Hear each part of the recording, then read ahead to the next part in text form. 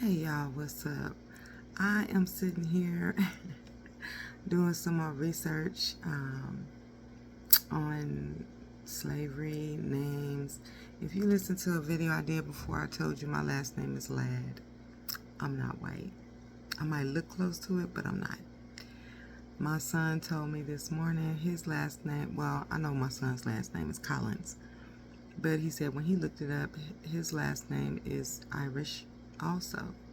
My last name is Irish also. So my grandparents migrated from Arkansas. The father of my children's family is from Arkansas. So I said, well, maybe the Irish were all in Arkansas. So I asked AI, and this is what AI said, right?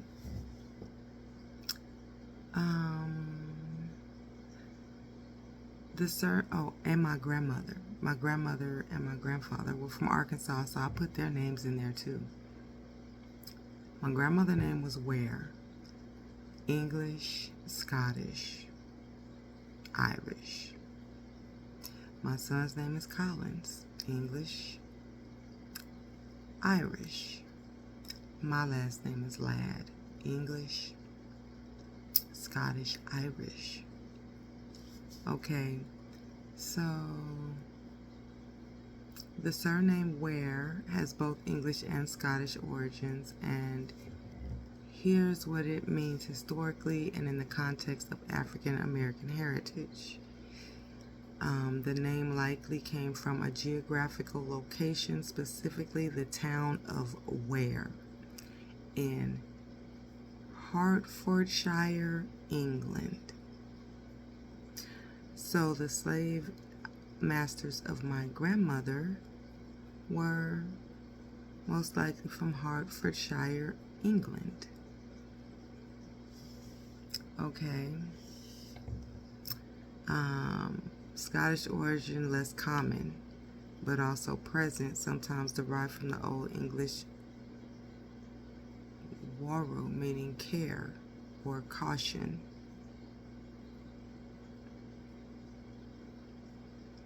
Ladd, my last name, usually means a little boy, and sometimes they would call the slaves little boys, lad.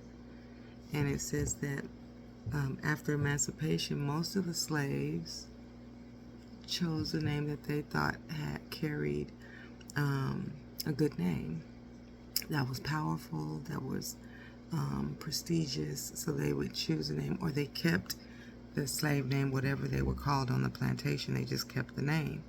Now, how wrong is that? To take on something, a name that's not you, that has nothing to do with you. And I'm feeling some kind of way right now. So I decided to ask AI, how do I locate the current day family of the slave masters that owned my family? Because there's different families that own my grandfather. There's different families that owned my grandmother. There's different families that owned my baby daddy's people. Sounds like a payday to me. So I have decided to go on this journey to locate the Ware family and the Ladd family, slave masters, current day. And I'm going to file a lawsuit against them for reparations for my great grandparents. I'm filing reparations against those families. So all the Caucasian people, y'all better get ready. So I'm encouraging African Americans, since we can't get any answers from the government, locate the current day family slaveholders of your families and start filing lawsuits against them to get your reparations for your family and your ancestors and what they owe us. Let's start there. So it tells me to first start checking the 1860 1870 U.S. Census. It says because when they were emancipated, they documented their names.